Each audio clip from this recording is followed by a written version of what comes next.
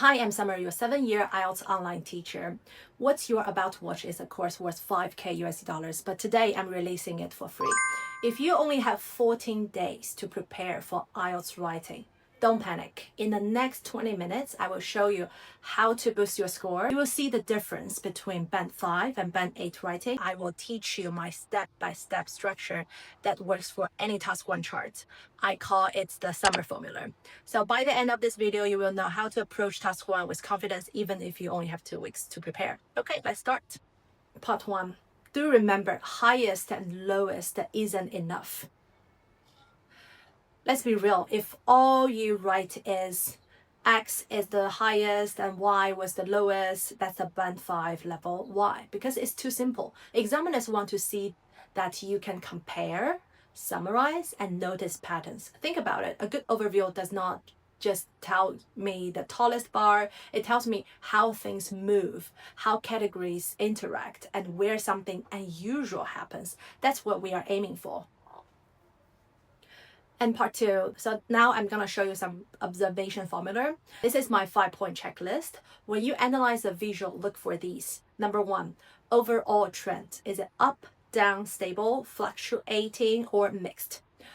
The formula would be overall X increased while Y declined. Number 2, dominance ranking. Who consistently stayed highest or lowest? The formula would be throughout the period, A remains the leading category. Number 3, relative change. Who changed the most in proportion? Formula, although B increased less in absolute numbers, it grew by 200%, making it the fastest rising. And number 4 would be the relationships, the convergence, divergence, mirror. The two categories get closer, move apart, or move in opposite direction. For example, by 2022, the gap between A and B narrowed significantly. And number 5, the exception, the turning points. That's what I love the most. Where does something break the pattern? For example, unlike other categories, C fluctuated and even reversed after 2015. So that's your formula, the trend, dominance, relative change, relationships, and exceptions. If your overview mentions at least 3 of those, already sounding like a Band 8. All right, let me give you some example. Normally I come to this site, Cat7AI, because it categorizes the charts by type, line, bar, pie table, map, process, and also it got the latest question bank, so I always use it. So today, let's use a line chart as our example. Let me choose this one. All right, here we have the carbon dioxide emission per person in 4 countries, Ireland, Sweden, France, and Spain, between 1970 and 2010. All right, let's apply the 5-point formula, the trend. Sweden and France both went down overall. Ireland went up, then down. Spain went steadily up. So overall, emissions declined in Sweden and France, increased steadily in Spain, while Ireland showed a rise followed by a fall. Now let's take a look at the dominance. Sweden started highest in 1970 but dropped by 2010. All countries were close. So that's right. Although Sweden had the highest emission at the beginning, but 2010 levels across all 4 countries coverage. How about the relative change? The Spain showed the biggest proportional increase, more than double. And so it would be Spain experienced the sharpest growth, more than doubling its emission. Let's look at the relationships. France and Sweden both declined, but at different speeds. Ireland peaked in 1990, but then fell back, while Spain kept climbing. So that's right.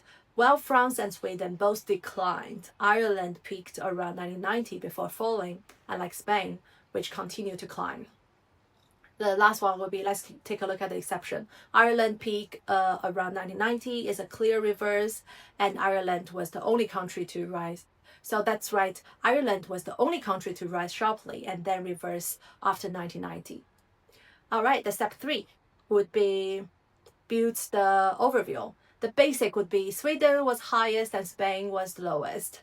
No, that's a band 5 answer. You should write down overall emissions fell in Sweden and France, while Spain shows steady growth and Ireland rose before declining. By 2010, all 4 countries had similar levels despite starting at very different points. So that's the difference between band 5 and band 8 writing. I'll show you the summer writing formula. Let's use the chart we analyzed and turn that analysis into a strong examiner-friendly writing structure. Here's a clean formula you can use every time. It matches what top IELTS teachers and official guides recommended. It would be, so first one, the intro, the one sentence. Paraphrase the task. Do remember, no number. And then overview will be 2 sentences. It includes the big picture trends and 1 key relationship, no numbers. And the body 1 is you're gonna write down the dramatic comparisons, highest versus lowest at the start, comparison of ranking, and biggest. The second would be biggest rise versus biggest fall, so it would be comparison of change. And then 1 exception, turning point, comparison against a general trend. Second part of your body, less dramatic comparison. Normally we compare 2 similar trends, comparison of movement, or convergence or divergence at the end, comparison of ending point. And do remember the golden rule would be, so at the overview, you write down 0 numbers, and each body, normally you write down 2 to 3 numbers, always inside comparison. So you don't need a conclusion. Your overview is enough. This formula is examiner friendly and give you a band 8 structure every single time. Now you've seen the summer formula, let's put it into practice. I will write down 2 answers for the same chart, one using weak analysis, band 5, and one using summer formula, band 8 style. This is the band 5 version. We can see that introduction, simple copy of the task. The overview just says who was highest and lowest, no real trend analysis. And the first part of body, lots of numbers, but no real comparison. The second part of body, more numbers, no explanation of relationship. And the vocabulary is very basic, biggest. So this is the typical band 5 answer. All right, now it's the band 8 version. About the introduction, let's see, it's clear paraphrase and the overview, overall trends, convergence, no numbers, good. And the first part of the body, highest versus lowest, biggest fall, 1 exception. And the second part of the body, the biggest rise, parallel trends with numbers, and vocabulary range is decline, gradually, peak, narrow. So this is the same chart, but this time I use the summer formula. Notice how the introduction is short. The overview gives the big picture without numbers, and body 1 focuses on the most dramatic contrasted data, and body 2 adds the supporting detail. So when I checked the version in Cat-Oven IELTS, it came back at 8. So I do suggest that you could use this kind of AI tool to check your score before your test or whenever you do a practice. So this website allows you to do unlimited practice on speaking and writing. I think it's super good and friendly to use. All right, and lastly, I would like to show you the common mistakes. Here are some traps my students fall into again and again. The first one would be listing every number with summary. It's like data dumping. No. And then the second part would be oversimplifying, just saying highest, lowest. And the third part would be adding opinions. This shows people prefer no. That's task 2, not task 1. You don't show your opinion. So here's the biggest takeaway. Task 1 is not about writing numbers, it's about telling the story behind the data. Use the 5-point rich observation formula, train yourself with quick drills, and avoid the common traps you will and then you will be writing like a band 8 candidate.